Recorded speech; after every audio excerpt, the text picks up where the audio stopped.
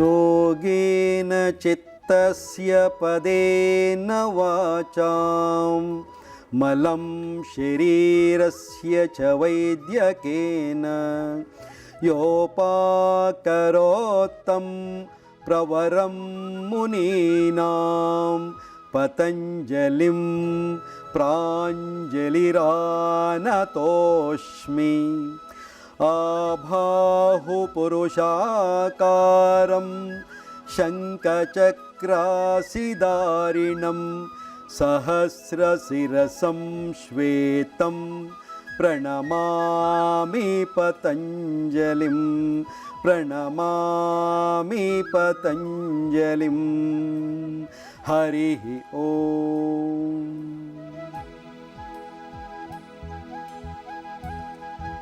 ನಲ್ಮೆಯ ದೂರದರ್ಶನದ ಚಂದನ ವಾಹಿನಿಯ ವೀಕ್ಷಕರಿಗೆಲ್ಲ ನಮಸ್ಕಾರಗಳು. ಆತ್ಮೀಯರೇ, ಇಂದಿನ ಈ ವಿಶೇಷ ಸಂಚಿಕೆಯಲ್ಲಿ ಮಂಡಿ ನೋವಿನ ಬಗ್ಗೆ ಹಲವು ಯೋಗಾಭ್ಯಾಸಗಳನ್ನು ನೋಡೋಣ. ಇದು ಅತ್ಯಂತ ಸರಳವಾಗಿದ್ದು ಮನೆಯಲ್ಲಿ ತಾವೆಲ್ಲರೂ ಕೂಡ ಆರಾಮದಲ್ಲಿ ಮಾಡುವಂಥ ಹಲವು ಯೋಗ ಆಸನಗಳ ಪ್ರಕ್ರಿಯೆಗಳಾಗಿವೆ. ಇದನ್ನು ಹೇಗೆ ಮಾಡೋದು ಅನ್ನೋದನ್ನು ಒಂದೊಂದಾಗಿ ನೋಡ್ತಾ ಬರೋಣ.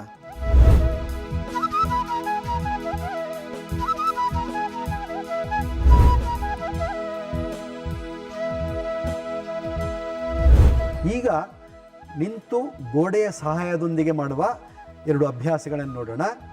ಮೊದಲನೇದಾಗಿ ಉತ್ಕಟಾಸನದ ಪ್ರಕಾರ ಒಂದು ಹೇಗೆ ನೋಡೋಣ. ನೋಡಿ, ಗೋಡೆಗೆ ಎರಡು ರೋಪನ್ನು ಹಾಕಿದ್ದೀವಿ. ಗೋಡೆಗೆ ಅಭಿಮುಖವಾಗಿ ನಿಂತು ಆ ರೋಪ್ಗಳನ್ನು ಹಿಡ್ಕೊಳ್ಳೋಣ. ಆಮೇಲೆ ಈ ಕಾಲಿನ ಹೆಬ್ಬೆರಳುಗಳನ್ನು ಗೋಡೆಗೆ ತೆಗೆಸ್ಕೊಳ್ಳೋಣ. ಆ ಒಂದು ತಲೆ ದಿಂಬನ್ನು ಮಂಡಿಗೆ ಸಹಾಯಕವಾಗಿ ಇಟ್ಕೊಳ್ಳೋಣ. ಇಲ್ಲಿ ಪಾದಗಳು ಒಂದಡಿ ದೂರ ಇರಲಿ. ಪಾದದ ಸ್ಥಿತಿ ಹಿಮ್ಮಡಿ ಮತ್ತು ಹೆಬ್ಬೆರಳು ನೇರವಾಗಿರಲಿ. ಪಾದದ ಸ್ಥಿತಿ ನೇರವಾಗಿರಲಿ. ಈ ಪಾದದ ಸ್ಥಿತಿಯಲ್ಲಿ 6 ಇಂಚಿನಿಂದ 12 ಇಂಚಿನ ಒಳಗೆ ಅಷ್ಟರಲ್ಲೇ ಇಟ್ಕೊಳ್ಬೇಕು. ಹೆಚ್ಚು ಅಗಲ ಮಾಡಬಾರ್ದು, ಹೆಚ್ಚು ದೂರನೂ ಇಟ್ಕೊಳ್ಬಾರ್ದು. ಯಾಕಂದರೆ ಶರೀರ ನಮಗೆ ಬ್ಯಾಲೆನ್ಸ್ಡ್ ಆಗಿರಬೇಕು. ಹಾಗಾಗಿ ಈ ಸ್ಥಿತಿಯಲ್ಲಿಟ್ಟು ಈ ಒಂದು ಮಂಡಿಯ ಭಾಗಕ್ಕೆ ಆ ಒಂದು ಕುಷನ್ ಎಫೆಕ್ಟ್ ಬರುವ ಹಾಗೆ ಆ ಒಂದು ಕಾಟನ್ ಪಿಲ್ಲೋವನ್ನು ಕೊಟ್ಟಿದ್ದೀವಿ. ಯಾಕೆ ಹೇಳಿದರೆ ನಮಗೆ ಮಂಡಿ ನೋವನ್ನು ಅಲ್ಲಿ ಹೆಚ್ಚು ಮಂಡಿ ಅಲ್ಲಿ ಹಾಗೇ ಬಿಟ್ಬಿಟ್ರೆ ಗೋಡೆ ಹಾರ್ಡ್ ಇರುತ್ತದೆ. ಅದಕ್ಕೋಸ್ಕರ ಮಂಡಿಗೆ ಆ ಗೋಡೆಯನ್ನು ತಾಕಿಸೋದ್ರಿಂದ ಅಲ್ಲಿ ಕುಷನ್ ಎಫೆಕ್ಟ್ ಕೊಡಲಿಲ್ಲ ಅಂದರೆ ಮಂಡಿ ಇನ್ನಷ್ಟು ಡ್ಯಾಮೇಜ್ ಆಗ್ತಾ ಹೋಗುತ್ತೆ. ಅಲ್ಲಿ ಅಭ್ಯಾಸ ಮಾಡಲಿಕ್ಕೆ ಕಷ್ಟ ಆಗುತ್ತೆ. ಆ ಸಲುವಾಗಿ ನಾವೊಂದು ಪ್ರಾಪ್ಸನ್ನು ಕೊಟ್ಟಿದ್ದೀವಿ.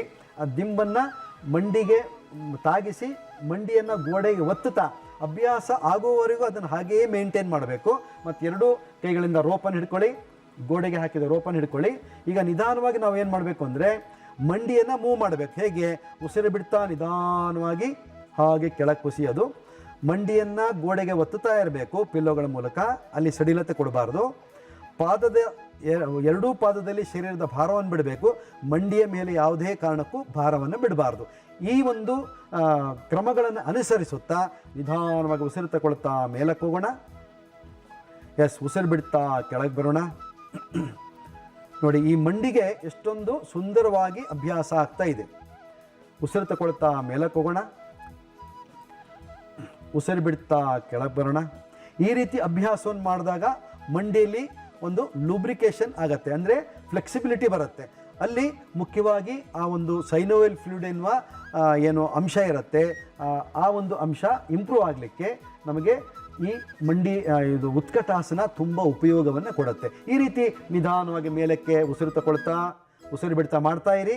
ಉಸಿರು ಬಿಡ್ತಾ ಕೆಳಗೆ ಹೋಗೋದು, ಉಸಿರು ತಗೊಳ್ತಾ ಮೇಲಕ್ಕೆ ಬರೋದು. ಇದನ್ನೊಂದು 50, 30 ಅಥವಾ ತುಂಬ ನಿಮಗೆ ಅಭ್ಯಾಸ ಇದ್ದರೆ ಚೆನ್ನಾಗಾಯಿತು, 1 ತಿಂಗಳು 2 ತಿಂಗಳು ಅಭ್ಯಾಸ ಮಾಡ್ತಾ ಹೋದರೆ ಒಂದು 100 ಬಾರಿಯೂ ಕೂಡ ಇದನ್ನು ಮಾಡ್ಬೋದು. ಎಷ್ಟು ಮಾಡಿದರೂ ಕೂಡ ನಿಮಗೆ ಏನೂ ಸಮಸ್ಯೆ ಆಗೋದಿಲ್ಲ. ಯಾಕಂದರೆ ಗೋಡೆಯ ಸಪೋರ್ಟ್ ಇರುತ್ತೆ ಮತ್ತು ಮಂಡಿಗೆ ಬಟ್ಟೆಯ ಸಪೋರ್ಟ್ ಇರುತ್ತೆ. ಮಂಡಿಯನ್ನು ಚೆನ್ನಾಗಿ ಆ್ಯಕ್ಟಿವೇಟ್ ಮಾಡೋದು ಇದು ಎಲ್ಲರೂ ಮಾಡ್ಬೋದು. ಸರಳವಾಗಿ ಮಾಡ್ಬೋದು, ಸುಲಭವಾಗಿ ಮಾಡ್ಬೋದು. ಸುಮ್ಮನೆ ಗೋಡೆಗೆ ಹೋಗಿ ಮಂಡಿಯನ್ನು ಆ್ಯಕ್ಟಿವೇಟ್ ಮಾಡೋದು ಅಷ್ಟೇ, ದೀರ್ಘ ಉಸಿರಾಟ ಮಾಡ್ತಾ. ಇದು ಮೊದಲನೇ ಹಂತ. ಎರಡನೇ ಹಂತ ಹೇಗೆ ನೋಡೋಣ. ಹಾಗೆ ರಿವರ್ಸ್ ಆಗಿ ನಿಂತ್ಕೊಳ್ಳೋದು. ಬೆನ್ನು ಗೋಡೆಗೆ ತಾಗಿಸಿ, ಪೃಷ್ಠವನ್ನು ಗೋಡೆಗೆ ತಾಗಿಸಿ, ಬೆನ್ನು ಗೋಡೆಗೆ ತಾಗಿಸಿ, ಹಗ್ಗವನ್ನು ಕೈಲಿಟ್ಕೊಳ್ಳೋಣ. ಅದು ನಿಮಗೆ ಆಧಾರ ಸ್ತಂಭವಾಗಿರಲಿ. ಈಗ ನಿಮ್ಮ ಕಾಲಿನ ಸ್ಥಿತಿಯನ್ನು ನಿಧಾನವಾಗಿ 2 ಅಡಿ ಅಂತರದಲ್ಲಿ ಗೋಡೆಯಿಂದ ಮುಂದಕ್ಕೆ ತನ್ನಿ. ಪೃಷ್ಠ ಮತ್ತು ಬೆನ್ನು ಗೋಡೆಗೆ ಇರ್ತದೆ, ಕಾಲಿನ ಪಾದಗಳು ಗೋಡೆಯಿಂದ 2 ಅಡಿ ಮುಂದಕ್ಕಿರ್ತದೆ. ಅಲ್ಲಿ ನಿಮ್ಮ ಪಾದದ ಸ್ಥಿತಿ ಏನಾಗಿರ್ತದೆ, 1 ಅಡಿ ಅಂತರದಲ್ಲಿ ಇರ್ತದೆ. ಈ ಒಂದು ಸ್ಥಿತಿಯನ್ನು ಸರಿಯಾದ ಕ್ರಮದಲ್ಲಿ ಮಾಡಿ ಆಮೇಲೆ ಏನು ಮಾಡಬೇಕು, ಉಸಿರು ಬಿಡ್ತಾ ಪೃಷ್ಠ ಮತ್ತು ಬೆನ್ನನ್ನು ಗೋಡೆಗೆ ತಾಗಿಸಿ ಹಾಗೆ ಕೆಳಗಿಳಿಸ್ತಾ ಬನ್ನಿ. ಶರೀರವನ್ನು ಮಂಡಿಯ ತನಕ ನಮ್ಮ ಪೃಷ್ಠವನ್ನು ಕೆಳಗಿಳಿಸಬೇಕು. ವಿತೌಟ್ ಚೇರ್ ಕೂತ್ಕೊಳ್ತೀವಲ್ಲ ಹಾಗೆ ಕುರ್ಚಿಯಲ್ಲಿ ಕೂತ್ಕೊಳ್ಳುವ ಸ್ಥಿತಿಯನ್ನು ಇಲ್ಲಿ ನಾವು ಕಮೋಡಲ್ಲಿ ಕೂತ್ಕೊಳ್ತೀವಲ್ಲ ಆ ಒಂದು ಸ್ಥಿತಿಯನ್ನು ಇಲ್ಲಿ ಅನುಕರಿಸಬೇಕು. ಎಸ್, ಉಸಿರು ತಗೊಳ್ತಾ ಹಾಗೇ ಮೇಲಕ್ಕೆ. ತುಂಬ ಈಸಿ ಮೂಮೆಂಟ್, ತುಂಬ ಸುಲಭವಾದ ಅಭ್ಯಾಸ. ಉಸಿರು ಬಿಡ್ತಾ ಕೆಳಗೆ, ಗೋಡೆಗೆ ಆಶ್ರಯಿಸೇ ನಾವು ಅಭ್ಯಾಸ ಮಾಡಬೇಕು. ಗೋಡೆಯನ್ನು ಬಿಟ್ಟು ಮುಂದಕ್ಕೆ ಬರಬಾರ್ದು, ಗೋಡೆಗೆ ತಾಗಿಸೇ ಮಾಡಬೇಕು. ಈ ಹಂತದಲ್ಲಿ ಸ್ವಲ್ಪ ಹೊತ್ತು ಸಾಧ್ಯವಾದರೆ ಇದ್ದರೆ ತುಂಬ ಒಳ್ಳೆಯದು. ಈ ಸ್ಥಿತಿಯಲ್ಲಿ ವಿತೌಟ್ ಚೇರ್ ಕೂತ್ಕೊಳ್ತೀವಲ್ಲ ಈ ಸ್ಥಿತಿಯಲ್ಲಿ ಇಲ್ಲಿ ಮಂಡಿಯ ಭಾಗಕ್ಕೆ ಆರಾಮ ಆಗ್ತದೆ ಮತ್ತು ಅಲ್ಲಿಯ ಎಲ್ಲ ಒತ್ತಡಗಳು ಕಡಿಮೆ ಆಗಲಿಕ್ಕೆ ಶುರುವಾಗುತ್ತೆ. ಉತ್ಕಟಾಸನದಲ್ಲಿ ನಮ್ಮ ಮಂಡಿಯ ಜಾನುರುಜ್ಜುಗಳನ್ನು ವೃದ್ಧಿಸ್ಕೊಳ್ಳಿಕ್ಕೆ, ಅಲ್ಲಿರುವ ಶಕ್ತಿಯನ್ನು ಜಾಸ್ತಿ ಮಾಡಿಕೊಳ್ಳಿಕ್ಕೆ ಮತ್ತು ಫ್ಲೂಯಿಡನ್ನು ಇಂಪ್ರೂವ್ ಮಾಡಿಕೊಳ್ಳಿಕ್ಕೆ ಮತ್ತು ಅಲ್ಲಿ ಫ್ಲೆಕ್ಸಿಬಿಲಿಟಿಯನ್ನು ಜಾಸ್ತಿ ಮಾಡಿಕೊಳ್ಳಿಕ್ಕೆ ಈ ಉತ್ಕಟಾಸನವನ್ನು ನಾವು ಮಾಡ್ತಾ ಇರೋದು. ಉಸಿರು ತಗೊಳ್ತಾ ಹಾಗೇ ಮೇಲಕ್ಕೆ ಹೋಗಿ. ಎಸ್, ಉಸಿರು ಬಿಡ್ತಾ ಕೆಳಗೆ ಬನ್ನಿ. ಎಸ್, ಈಗ ಸ್ವಲ್ಪ ಫಾಸ್ಟ್ ಮೂಮೆಂಟಲ್ಲಿ ಪ್ರಯತ್ನ ಮಾಡೋಣ. ಉಸಿರು ತಗೊಳ್ತಾ ಮೇಲಕ್ಕೆ, ಉಸಿರು ಬಿಡ್ತಾ ಕೆಳಕ್ಕೆ. Yes, breathe in up, breathe out down, breathe in up. ಕಣ್ಣು ತೆರಿಬೇಕು, ಕಣ್ಣು ಮುಚ್ಚಬಾರದು. ಮುಖದಲ್ಲಿ ಸ್ವಲ್ಪ ಹಸನ್ಮುಖತೆ ಇರಲಿ, ಆರಾಮದಲ್ಲಿ ಮಾಡೋಣ. ಎಸ್, ಉಸಿರು ಬಿಡ್ತಾ ಕೆಳಗೆ ಬನ್ನಿ. ಎಸ್, ಉಸಿರು ತಗೊಳ್ತಾ ಮೇಲಕ್ಕೆ ಹೋಗಿ. ಉಸಿರು ಬಿಡ್ತಾ ಕೆಳಗೆ ಬನ್ನಿ. ಉಸಿರು ತಗೊಳ್ತಾ ಮೇಲಕ್ಕೆ ಹೋಗಿ. ಈ ರೀತಿಯಾಗಿ ಒಂದು 50 ಬಾರಿ 60 ಬಾರಿ ಅಥವಾ 100 ಬಾರಿ ಈ ಮಂಡಿಯನ್ನು ಆ್ಯಕ್ಟಿವೇಟ್ ಮಾಡಿದರೆ ನಮ್ಮ ಮಂಡಿ ತುಂಬ ಉತ್ತಮವಾದ ಸಂಸ್ಕಾರವನ್ನು ಹೊಂದುತ್ತೆ. ಈ 2 ಪ್ರಕಾರಗಳು ನಮ್ಮ ಮಂಡಿಗೆ ಶಕ್ತಿಯನ್ನು ತುಂಬುವ ಪ್ರಕಾರಗಳು. ನೋಡಿ, ಸಾಮಾನ್ಯವಾಗಿ ನಿಮ್ಮ ಮನೆಯಲ್ಲಿ ಕುರ್ಚಿಗಳಿರುತ್ತೆ. ಆ ಕುರ್ಚಿಗಳಲ್ಲಿ ಒಂದಿಷ್ಟು ಬಟ್ಟೆಗಳನ್ನು ಹಾಕೋಬೇಕು. ನೋಡಿ, ಈ ರೀತಿ ಒಂದು ಫೈಬರ್ ಕುರ್ಚಿ ಇದೆ. ಆ ಕೈಗಳಿಗೆ ಒಂದು ಬಟ್ಟೆ, ಈ ಕಡೆ ಒಂದು ಬಟ್ಟೆ, ಈ ಕಡೆ ಒಂದು ಬಟ್ಟೆ, ಕೆಳಗಡೆ ಒಂದು ಬಟ್ಟೆ, ಈ ರೀತಿ ಬಟ್ಟೆಯನ್ನು ಒಂದು ಬ್ಲ್ಯಾಂಕೆಟ್ಗಳಿರುತ್ತೆ, ಮೆತ್ತನೆ ಬಟ್ಟೆಗಳಿರುತ್ತೆ, ಅದನ್ನು ಹಾಕ್ಕೊಂಡು ಅದರ ಮೂಲಕ ಅಭ್ಯಾಸವನ್ನು ಹೇಗೆ ಮಾಡೋದು ಅನ್ನೋದನ್ನು ನೋಡೋಣ. ಆರಾಮಾಗಿ ಕೂತ್ಕೊಳ್ಳಿ ಕುರ್ಚಿ ಮೇಲೆ. ನೀವು ಒಬ್ಬರು ನಿಧಾನವಾಗಿ ಸೀದಾ ಕೂತ್ಕೊಳ್ಳಿ. ಆಮೇಲೆ 2 ಕಾಲುಗಳನ್ನು ನಿಮ್ಮ ಬಲ ಪಾರ್ಶ್ವಕ್ಕೆ ತಗೊಂಡೋಗಿ ಒಂದೊಂದೇ ಕಾಲನ್ನು ಕುರ್ಚಿಯ ಕಾಲುಗಳ ಮೇಲೆ ಕೈಗಳ ಮೇಲೆ ಹಾಕಿ ಹಾಗೆ 2 ಕಾಲನ್ನು ಒಟ್ಟಿಗೆ ಸೇರಿಸಿ ಸ್ವಲ್ಪ ಸೊಂಟದ ಮೂಲವನ್ನು ಹಿಂದಕ್ಕೆ ತಳ್ಳಿ ಈ ಎಡಗೈಯನ್ನು ಚೇರಿನ ಹಿಂಬದಿಯ ಸಪೋರ್ಟ್ ತಗೊಳ್ಳಿ ಮತ್ತು ಈ ಎಡಗೈಯಿಂದ ನಿಮ್ಮ ಚೇರಿನ ಕೈ ಮೇಲೆ ಸಪೋರ್ಟ್ ತಗೊಳ್ಳಿ. ಬಲಗೈಯನ್ನು ಚೇರಿನ ಹಿಂಬದಿಯ ಮೇಲೆ ಈ ಸಪೋರ್ಟನ್ನು ತಗೊಳ್ಳಿ. ಈ ರೀತಿ ಕೂತ್ಕೊಂಡು ಬೆನ್ನನ್ನು ನೇರ ಮಾಡಿಕೊಂಡು ನೋಡಿ, ಇಲ್ಲಿ ಆರಾಮಾಗಿ ಮತ್ತೆ ಕಾಲಿನ ಮೂಮೆಂಟನ್ನು ಮಾಡೋದು. ನಿಧಾನವಾಗಿ ಉಸಿರು ತಗೊಳ್ತಾ ಮೇಲಕ್ಕೆ ಎಳೆಯೋದು, ಉಸಿರು ಬಿಡ್ತಾ ಕೆಳಗಿಳಿಸೋದು, ಉಸಿರು ತಗೊಳ್ತಾ ಮೇಲಕ್ಕೆ ಎಳೆಯೋದು, ಉಸಿರು ಬಿಡ್ತಾ ಕೆಳಗಿಳಿಸೋದು, ಉಸಿರು ತಗೊಳ್ತಾ, ಉಸಿರು ಬಿಡ್ತಾ, ಉಸಿರು ತಗೊಳ್ತಾ, ಉಸಿರು ಬಿಡ್ತಾ, ಉಸಿರು ತಗೊಳ್ತಾ, ಉಸಿರು ಬಿಡ್ತಾ. ಇನ್ನೂ ಸ್ವಲ್ಪ ಫಾಸ್ಟ್ ಮಾಡಲಿಕ್ಕೆ ಪ್ರಯತ್ನ ಮಾಡಿ. ಉಸಿರು ತಗೊಳ್ತಾ, ಉಸಿರು ಬಿಡ್ತಾ. ಹೀಗೆ ದೀರ್ಘ ಉಸಿರಾಟದೊಂದಿಗೆ ನಮ್ಮ ಮಂಡಿಗೆ ಉತ್ತಮವಾದ ಚಲನೆಯನ್ನು ಕೊಡೋದು, ಒಂದು ಆ್ಯಕ್ಷನನ್ನು ಮಾಡೋದು. ಉಸಿರು ತಗೊಳ್ಳೋದು, ನೇರ ಮಾಡೋದು, ಉಸಿರು ಬಿಡೋದು, ಕೆಳಗಿಳಿಸೋದು. ಈಗ ಉಸಿರು ಬಿಟ್ಟು ಕೆಳಗಿಳಿಸುವಾಗ ಏನು ಮಾಡಬೇಕು, ಆದಷ್ಟು ಮಂಡಿಯನ್ನು ಹೀಗೆ ಜಗ್ಗಬೇಕು. ಆ ಜಗ್ಗಿದಾಗ, ಕೆಳಗೆ ಜಗ್ಗಿದಾಗ ಇಲ್ಲಿ ಓಪನ್ ಆಗುತ್ತೆ ಮತ್ತು ಇಲ್ಲಿ ಒಳ್ಳೆಯ ಟ್ರ್ಯಾಕ್ಷನ್ ಆಗುತ್ತೆ. ಅದಕ್ಕೋಸ್ಕರ 2 ಹಂತವನ್ನು ನೇರ ಮಾಡುವುದು ಅಷ್ಟೇ, ಎಳೆದು ಮೇಲೆ ಮುಂದಕ್ಕೆ ತಳ್ಳಬೇಕು, ಹೀಗೆ ಮುಂದಕ್ಕೆ ತಳ್ಳಬೇಕು.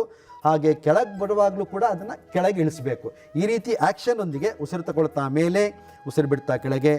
ನೀವು ಸಹಜವಾಗಿ ಮಾಡ್ತಾ ಹೋಗಿ, ಆರಾಮದಲ್ಲಿ ಮಾಡ್ತಾ ಹೋಗಿ. ಈ ರೀತಿಯ ಮೂಮೆಂಟನ್ನು ಒಂದು 50-100 ಬಾರಿ ಮಾಡಿದರೆ ಉತ್ತಮವಾದ ಫಲಿತಾಂಶ ಸಿಗ್ತದೆ. ಇದನ್ನು ನೀವು ಆರಾಮದಲ್ಲಿ ಮನೆಯಲ್ಲಿ ಸಮಯ ಇದ್ದಾಗ ಸೋಫಾ ಸೆಟ್ಟಿನ ಅಕ್ಕಪಕ್ಕದಲ್ಲಿ ಕೈಗಳಿರ್ತವೆ, ಆ ಕೈಗಳ ಮೇಲೆ ಒಂದಿಷ್ಟು ಬಟ್ಟೆ ಹಾಕಿ ಸೈಡಲ್ಲಿ ಬಂದು ಈ ರೀತಿ ಮೂಮೆಂಟನ್ನು ಮಾಡ್ಬೋದು. ಈಗ ನಿಮಗೆ ಸಮಯ ಸಿಕ್ಕಾಗ ಆಫೀಸಲ್ಲಿ ಕೂಡ ಅಷ್ಟೇ, ಆಫೀಸ್ ಚೇರ್ ಇರುತ್ತೆ, ಕಾಲುಗಳನ್ನು ಚೇರಿನ ಕೈಗಳ ಮೇಲೆ ಹಾಕೋದು, ಆರಾಮಾಗಿ ಮೂಮೆಂಟನ್ನು ಮಾಡೋದು. ಮಾಡ್ತಾ ಹೋದಂಗೆಲ್ಲ ನಿಮಗೆ ಆರಾಮಾಗಿ ಕಾಲಿನಲ್ಲಿ ಫ್ಲೆಕ್ಸಿಬಿಲಿಟಿ ಉಂಟಾಗತ್ತೆ ಮತ್ತು ಹೆಚ್ಚಿನ ಡ್ಯಾಮೇಜ್ ಆಗದೇ ಮಂಡಿ ತನ್ನ ಶಕ್ತಿಯನ್ನು ಹಾಗೆ ಇಟ್ಕೊಳ್ಳುತ್ತೆ.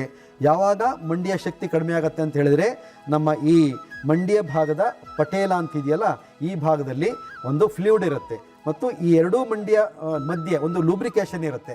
ಅದು ಡ್ರೈ ಆದಾಗ ನಮಗೆ ನಡೆಯುವಾಗ, ಕುತ್ಕೊಳ್ಳುವಾಗ ಮಂಡಿಯಲ್ಲಿ ಕಟ್ ಕಟ್ ಕಟ್ ಎನ್ನುವ ಸೌಂಡ್ ಬರುತ್ತೆ ಅಲ್ವಾ. ಯಾಕೆ ಸೌಂಡ್ ಬರುತ್ತೆ? ಅಲ್ಲಿ ಆ ಫ್ಲೂಯಿಡ್ ಡ್ರೈ ಆಗಿರುತ್ತೆ, ಅಲ್ಲಿ ಒಂದಕ್ಕೊಂದು ಹೀಗೆ ತಾಗಿ ಒತ್ತಡವನ್ನು ಉಂಟು ಮಾಡಿಕೊಳ್ಳುತ್ತೆ. ಈ ರೀತಿಯ ಒಂದು ಅಭ್ಯಾಸವನ್ನು ಮಾಡಿದಾಗ ನಿಧಾನವಾಗಿ ಆಕ್ಸಿಜನ್ ಫ್ಲೋ ಆಗುತ್ತೆ, ಆಮೇಲೆ ಬ್ಲಡ್ ಸರ್ಕ್ಯುಲೇಷನ್ ಆಗುತ್ತೆ. ಈ ಶರೀರದ ಒಳಗೆ ನಡೆಯುವ ಪ್ರಕ್ರಿಯೆ ಸಹಜವಾದ ಮೇಲೆ ಅದರ ಒತ್ತಡಗಳೆಲ್ಲ ಕಡಿಮೆ ಆಗುತ್ತೆ, ಆರಾಮ್ ಅನಿಸುತ್ತೆ. ತುಂಬ ಸಿಂಪಲ್ ಅಭ್ಯಾಸಗಳು, ಆರಾಮದಲ್ಲಿ ಮಾಡ್ಬೋದು ನೀವು. ಆದರೆ ಸ್ವಲ್ಪ ಈ ರೀತಿಯಾದ ಕುಷನ್ಗಳನ್ನು ಸೆಟ್ ಮಾಡಿಕೊಂಡು, ಬಟ್ಟೆಗಳನ್ನು ಸೆಟ್ ಮಾಡಿಕೊಂಡು ಮಾಡಿದಾಗ ನಿಮಗೆ ಯಾವುದೇ ಬಾಧೆ ಆಗೋದಿಲ್ಲ, ನೋವಾಗೋದಿಲ್ಲ ಮತ್ತು ಡ್ಯಾಮೇಜ್ ಆಗೋದಿಲ್ಲ. ಇದು ಪಾರ್ಶ್ವಪವನ ಮುಕ್ತಾಸನದ ಅಭ್ಯಾಸ. ನೋಡಿದ್ರಲ್ಲ ವೀಕ್ಷಕರೇ, ಈ ಸಂಚಿಕೆಯಲ್ಲಿ ಮಂಡಿ ನೋವಿನ ಯೋಗ ಚಿಕಿತ್ಸೆಗಳ ಬಗ್ಗೆ ತಿಳಿದುಕೊಂಡಿದ್ದೀರಿ. ಮುಂದಿನ ಸಂಚಿಕೆಯಲ್ಲಿ ಇನ್ನಷ್ಟು ಮಾಹಿತಿಯೊಂದಿಗೆ ಯೋಗ ಚಿಕಿತ್ಸೆಯ ಪ್ರಕಾರಗಳನ್ನು ತಿಳಿಯೋಣ. ಶುಭವಾಗಲಿ. ನಮಸ್ಕಾರ.